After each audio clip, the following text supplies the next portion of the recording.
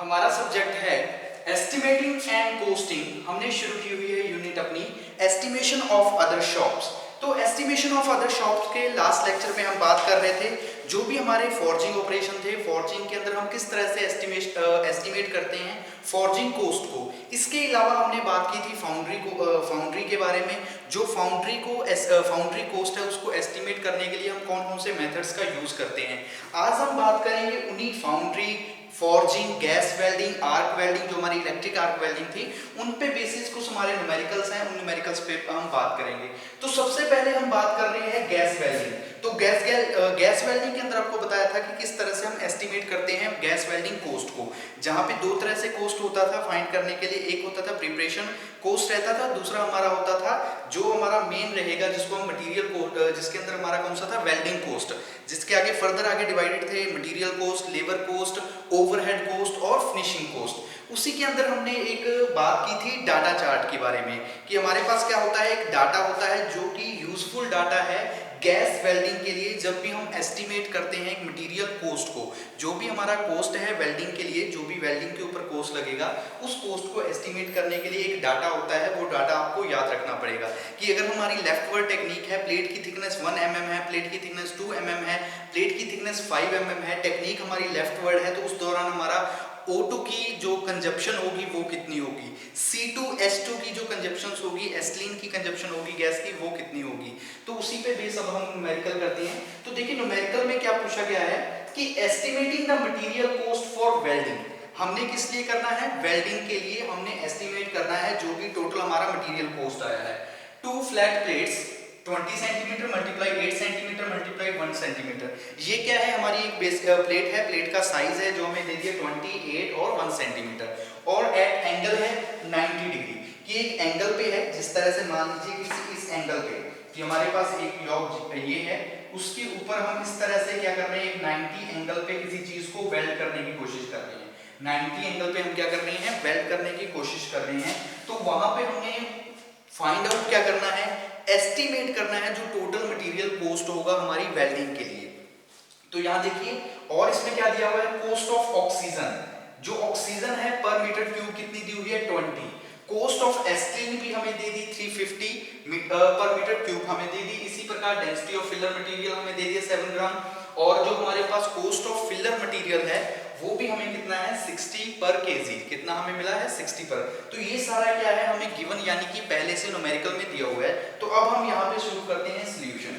तो देखिए किस तरह से कर सकते हैं। आंसर के अंदर हम क्या लिखेंगे, सबसे पहले कि the thickness of plate is more than 5 mm sorry, कि जो हमारी थिकनेस है, जो हमारी, क्योंकि थिकनेस इन्होंने क्या दी 8 सेंटीमीटर, यानी कि जो भी थिकनेस है वो हमारी थिकनेस ज्यादा है। किस चीज से ज्यादा है, यानी कि अगर माने तो टोटल 10, क्योंकि 8 सेंटीमीटर हमारे सेंटर में से 1 ऊपर 1 नीचे, तो टोटल जो थिकनेस होगी वो 10 है, यानी कि 5 mm है, उससे ग्रेट है, यानी कि उससे ज्यादा है। तो यहाँ पे हम कौन सी टेक्निक का यूज करेंगे, जो हमारी राइट वर्ड टेक्निक होगी। ये आपको किस तरह से पता लगेगा, जब आपने जो हमारा डाटा होगा, जो हमारा एक डाटा है, जिस डाटे के अंदर हम बात करते हैं कि गैस वेल्डिंग के लिए डाटा हमारा किस तरह से रहेगा, आर्क वेल्डिंग के लिए कैसा होगा, और अगर हम बात करते हैं फॉर्जिंग के लिए, तो फॉर्जिंग के लिए वो डाटा किस तरह से होगा, वो डाटा आपको याद रखना पड़ेगा। तो अब देखिए हमने बात कर ली कि हमारे जो थिकनेस है हमारी प्लेट की, वो थिकनेस क्या है, 5 mm से ज्यादा है, ग्रेटर देन 5 है। तो इसलिए अगर 5 से कम होगी तो हम यूज करेंगे लेफ्टवर्ड टेक्निक का, लेकिन अगर हमारी थिकनेस 5 mm से ज्यादा होगी तो हम यूज करेंगे राइटवर्ड टेक्निक का। तो हम क्या लिख सकते हैं, थिकनेस ऑफ प्लेट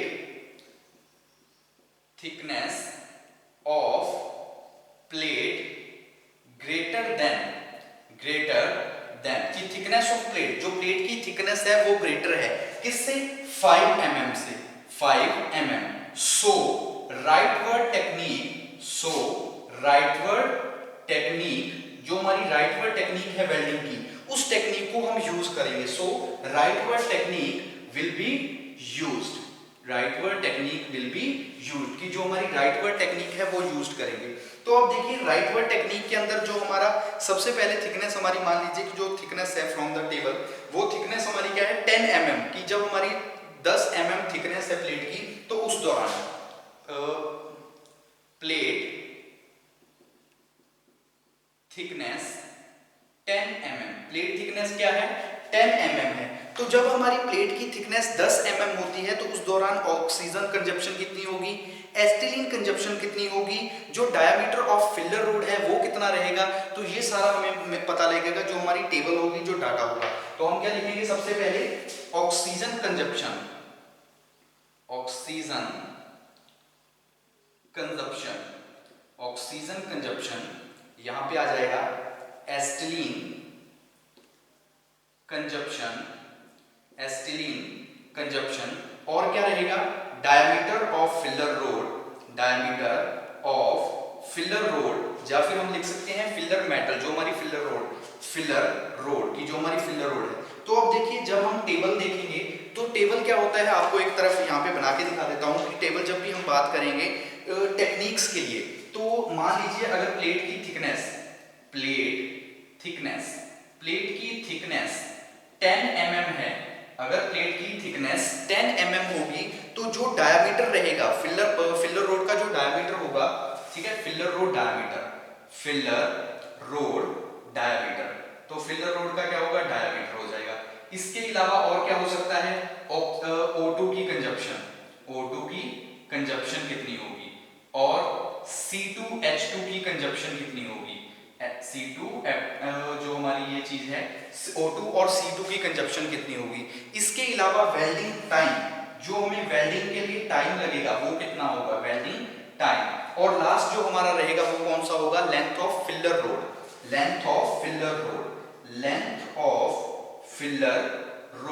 जो हमारी लेंथ है फिलर रोड की, तो फिलर रोड की लेंथ कितनी। तो अब देखिए प्लेट की थिकनेस अगर हमारी 10 mm है, 10 mm प्लेट की थिकनेस है, तो डायमीटर हमारा जो फिलर रोड का रहेगा वो होगा 5, जो O2 की कंजप्शन रहेगी वो रहेगी 0.7 हमारी O2 की कंजप्शन होगी, और C2H2 की कंजप्शन होगी 0.5, और वेल्डिंग टाइम रहेगा 30 to 35 तक।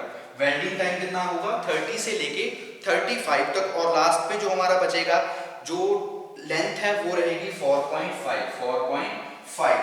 तो ये हमें पहले से क्या होगा, हमें पता होना चाहिए कि अगर हमारी प्लेट की थिकनेस 10 mm है, और किसके लिए होगा, ये राइट वर्ड टेक्निक्स के लिए, ये अगर हम यूज कर रहे हैं इसको, तो ये किसके लिए है, राइट वर्ड जो टेक्निक होगी उस टेक्निक के लिए हम इसको यूज करेंगे।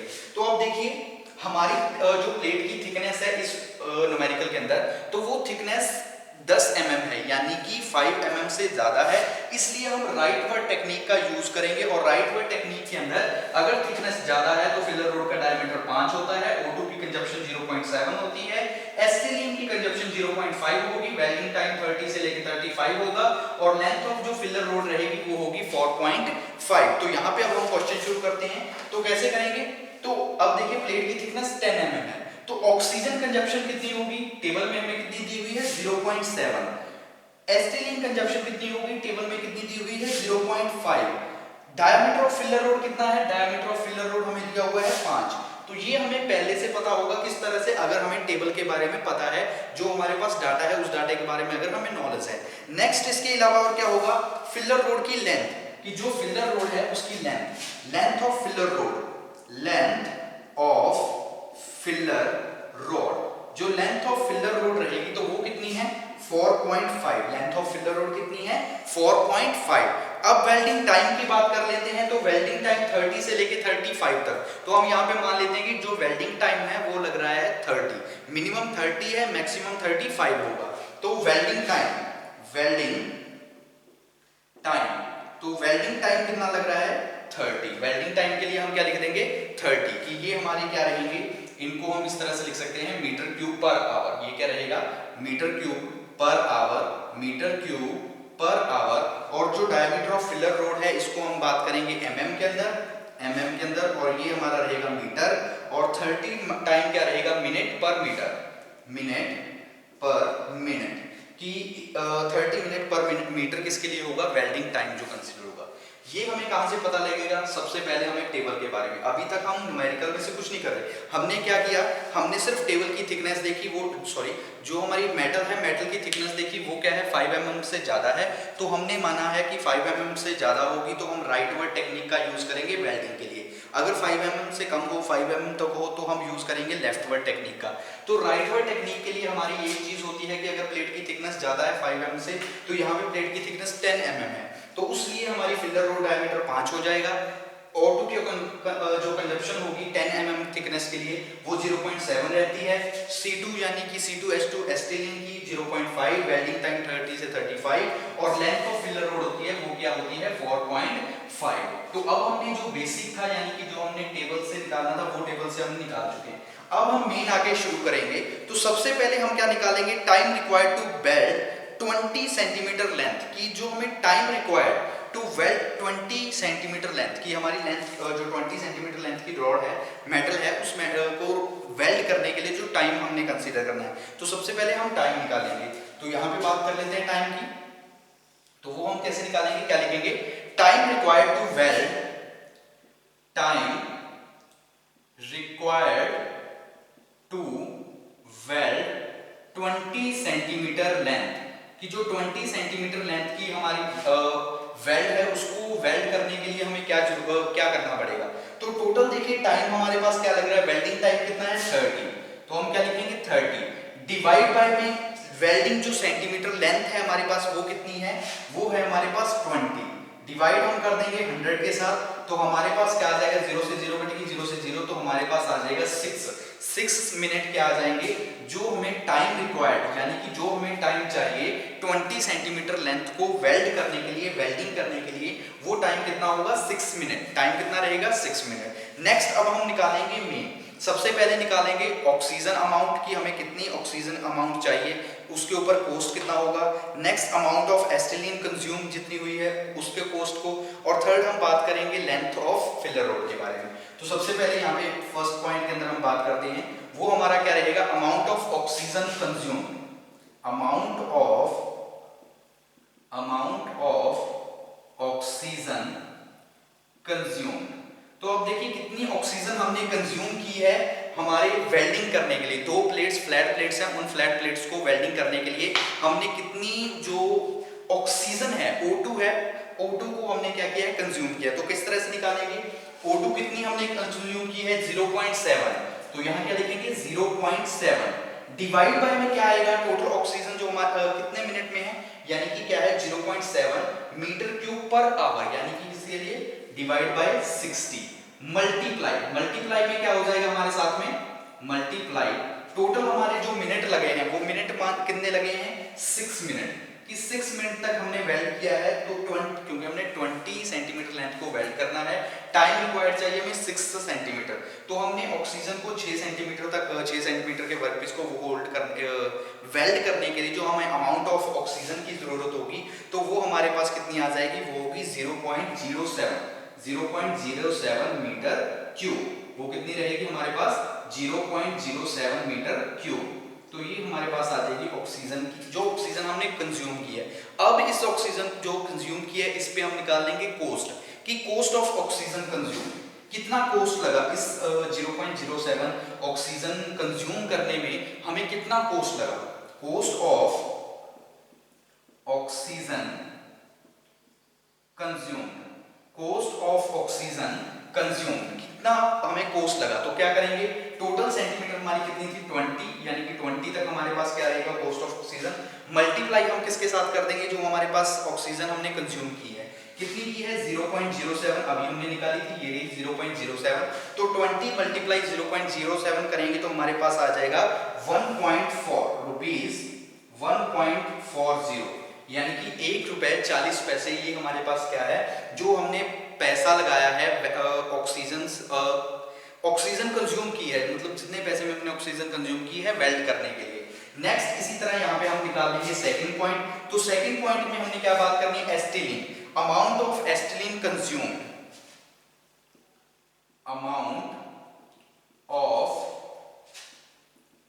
एस्टिलीन consume, amount of acetylene consume की टोटल जो हमने एस्टिलीन कंज्यूम की थी वो कितनी है 0.5 डिवाइड बाय क्या हो जाएगा 0.5 डिवाइड बाय 60 मल्टीप्लाई 6, क्योंकि 60 मिनट मल्टीप्लाई हमारी जो मिनट थे कितने थे 6, 0.5 एस्टिलीन के लिए 0.5 रहेगा, तो डिवाइड कर देंगे तो हमारे पास आ जाएगा 0.05 मीटर क्यूब। 0.05 मीटर क्यूब ये हमारे लिए क्या होगी अमाउंट ऑफ एस्टिलीन। यहाँ पे 20 हमने किया था क्योंकि हमारे पास कोस्ट ऑफ ऑक्सीजन 20 दिया था। यहाँ पे मल्टीप्लाई करेंगे 350 क्योंकि कोस्ट ऑफ जो एस्टिलीन है वो हमारा कितना है मीटर क्यूब के लिए 350। तो हम निकाल लेंगे cost of acetylene, cost of acetylene, cost of acetylene consume. तो कितना कोस्ट ऑफ एस्टिलीन हमने कंज्यूम किया है, तो वो है 350 मल्टीप्लाई 0.05। 350 मल्टीप्लाई 0.05 करेंगे तो हमारे पास आ जाएगा रुपीज 17.50। तो 17.50 ये हमारा कॉस्ट होगा जब हमने एस्टिलीन यूज किया है। नेक्स्ट अब हम बात करते हैं नेक्स्ट हमारे थर्ड पॉइंट के बारे में। तो थर्ड पॉइंट के अंदर हम क्या करेंगे, लेंथ ऑफ फिलर रोड, जो फिलर रोड है या फिर फिलर मेटल है वो हमने कंज्यूम किया है। तो length of filler rod consume, length of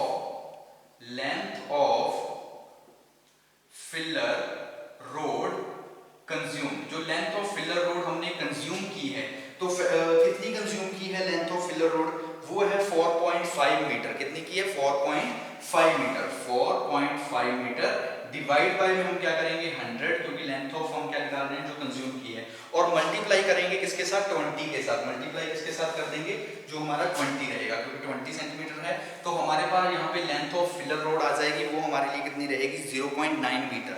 कि जो हमने total length of filler rod consume की है वो कितनी है 0.9 मीटर हमने लेंथ ऑफ फिलर रोड को कंज्यूम किया है।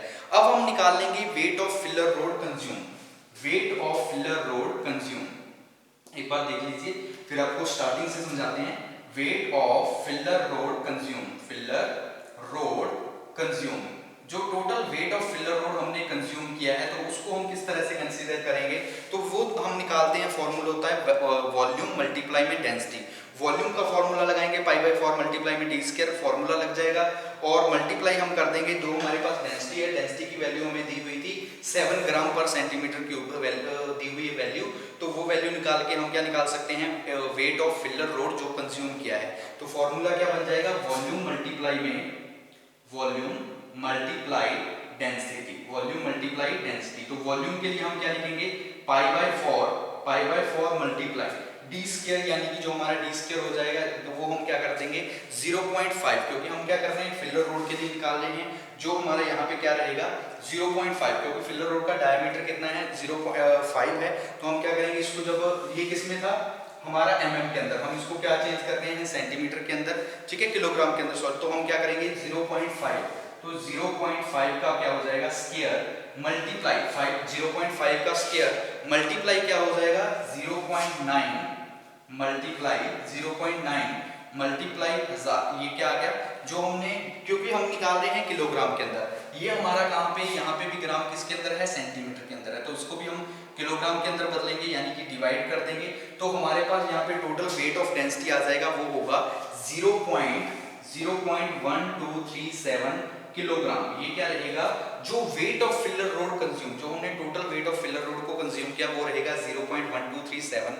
अब हम यहाँ पे निकाल लेंगे जो हमारा cost of filler rod consume है, cost of filler rod consume, cost of filler rod consume. तो cost of filler rod consume निकालने के लिए हम क्या करेंगे, हमारे पास क्या है 0.1237 है, मल्टीप्लाई हम किसके साथ कर देंगे 20 के साथ, जो हमारा 20 है 20 के साथ हम मल्टीप्लाई कर देंगे तो हमारा 20 नहीं 60, क्योंकि यहाँ पे कोस्ट ऑफ फिलर मटेरियल में 20 दिया हुआ है, 60 दिया हुआ है। 20 के साथ कब करेंगे जब हम ऑक्सीजन, कोस्ट ऑफ ऑक्सीजन निकालेंगे और कोस्ट ऑफ एस्टिलीन निकालेंगे। ऑक्सीजन के लिए 20, एस्टिलीन के लिए 350, और जब हम बात करेंगे फिलर मटेरियल के लिए तो हमारा होगा 60 होगा। तो 60 मल्टीप्लाई 0.1237 के साथ करेंगे तो हमारे पास जो cost of filler rod consume आएगा वो होगा 7.42, ये हमारे पास रुपीज आई। अब हम यहाँ निकाल लेंगे टोटल कोस्ट, जो हमारा रहेगा टोटल मटेरियल कोस्ट। तो क्या लिखेंगे total material cost, total material coast.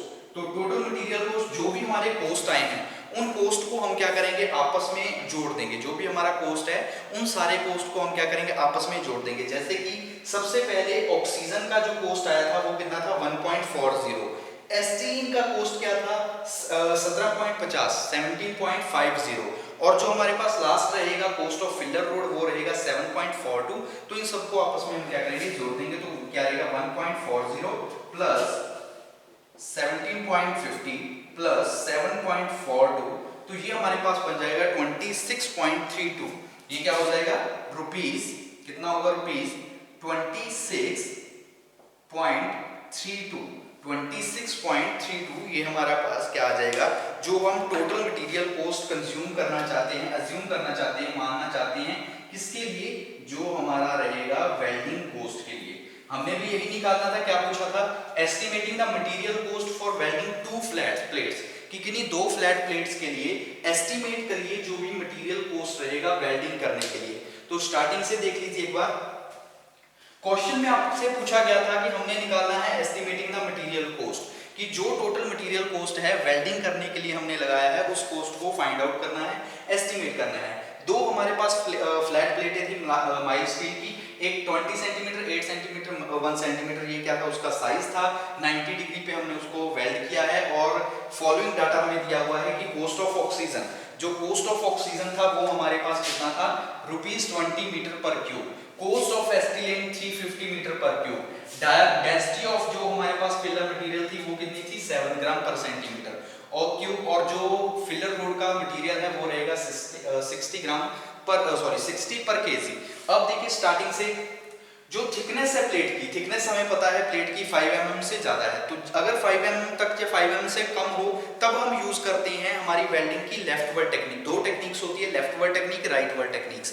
अगर 5 mm से कम है तो लेफ्ट वर्ड टेक्निक का यूज करेंगे, अगर हमारी थिकनेस 5 mm से ज्यादा है तो हम राइट वर्ड टेक्निक का यूज करेंगे। वही यहाँ पे लिखा कि thickness of plate is 5 mm, so right word technique is use, तो हम क्या करेंगे, जो राइट वर्ड टेक्निक है उस राइट वर्ड टेक्निक को यूज करेंगे। तो इसीलिए हमारे पास एक डाटा होता है, एक टेबल होती है, उस टेबल के अकॉर्डिंग हमारी थिकनेस क्या है 10 mm है, तो 10 mm के रिगार्डिंग जो भी डाटे के अंदर हमें इंफॉर्मेशन है, जो भी हमारे पास डाटा है उस डाटे को पुट करेंगे।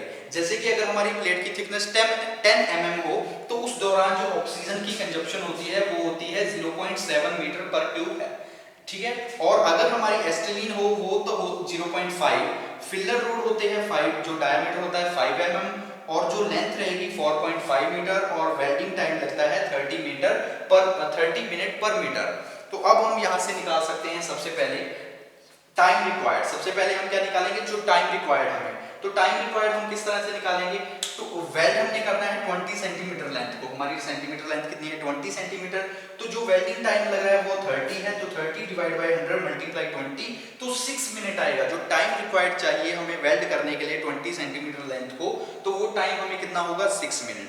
नेक्स्ट अब हम निकालेंगे अमाउंट ऑफ ऑक्सीजन कंज्यूम, तो ऑक्सीजन कंज्यूम करने के लिए हम किस तरह से निकालेंगे, तो टोटल अमाउंट ऑफ जो हमने ऑक्सीजन कंज्यूम कितनी, वो कितनी है 0.7 पर आवर है, तो डिवाइड बाय 60 मल्टीप्लाई 6, तो हमारे पास आएगा 0.07 मीटर क्यूब। क्या होगी, जो अमाउंट ऑफ ऑक्सीजन हमने कंज्यूम की है, जो ऑक्सीजन हम कंज्यूम कर रहे हैं, अगर ऑक्सीजन ये तो किसके लिए, सिर्फ एक के लिए। अब हमने निकालनी है 20 के लिए, तो हम क्या करेंगे, 20 रुपीज हमारे पास है, 20 को हम मल्टीप्लाई करेंगे 0.7 के साथ, तो हमारे पास आ जाएगा 1.40। ये हमारा फर्स्ट रहेगा, ये हमारे पास क्या आ जाएगा, फर्स्ट जो कॉस्ट ऑफ ऑक्सीजन हम कंज्यूम करना चाहते हैं। इसी तरह अमाउंट ऑफ एस्टिलीन लिखेंगे, एस्टिलीन हमारे पास क्या है 0.5 है, डिवाइड बाय 60 मल्टीप्लाई 6, तो 0.05 मीटर क्यूब हमारे पास क्या होगा एस्टिलीन जो हमने कंज्यूम की अमाउंट। कॉस्ट निकाला है, तो कॉस्ट के लिए हम क्या करेंगे 350 मल्टीप्लाई में 0.05, तो हमारे पास आ जाएगा 17.50 क्या होगा, जो कॉस्ट ऑफ अमाउंट हमने कंज्यूम किया है, किसके लिए, एस्टिलीन पे लगाया, जो एस्टिलीन कंज्यूम करने के लिए कॉस्ट लगा है। इसी तरह नेक्स्ट हम निकालेंगे लेंथ ऑफ फिलर रोड, तो लेंथ ऑफ फिलर रोड निकालते निकालते हमारे पास लास्ट में हम निकालेंगे कॉस्ट ऑफ फिलर रोड को कंज्यूम करने का, तो जो हमारा कॉस्ट आएगा फिलर रोड को वो आएगा 4.7। इन तीनों को हम आपस में जोड़ देंगे, फर्स्ट सेकंड और थर्ड, इन तीनों को हम आपस में जोड़ेंगे तो हमारे पास टोटल मटेरियल कॉस्ट आ जाएगा जो हमें रिक्वायर होगा वेल्डिंग करने के लिए। तो इस तरह से हम निकाल सकते हैं, एस्टिमेट कर सकते हैं मटेरियल कॉस्ट को फॉर वेल्डिंग या फिर गैस वेल्डिंग। जो भी हमारे इस तरह के न्यूमेरिकल्स रहेंगे उन न्यूमेरिकल्स में हम सेम इसी तरह से एस्टिमेट कर सकते हैं हमारे मटेरियल कॉस्ट को। तो आज के इस लेक्चर के लिए इतना काफी। नेक्स्ट लेक्चर में आगे हम बात करेंगे, ठीक है, आगे जो भी न्यूमेरिकल्स है, चाहे वो वेल्डिंग से रिलेटेड हो, फॉर्जिंग से रिलेटेड हो, फाउंड्री से रिलेटेड हो, आर्क वेल्डिंग से रिलेटेड हो, तो उन न्यूमेरिकल्स पे हम बात करेंगे हमारे नेक्स्ट लेक्चर में।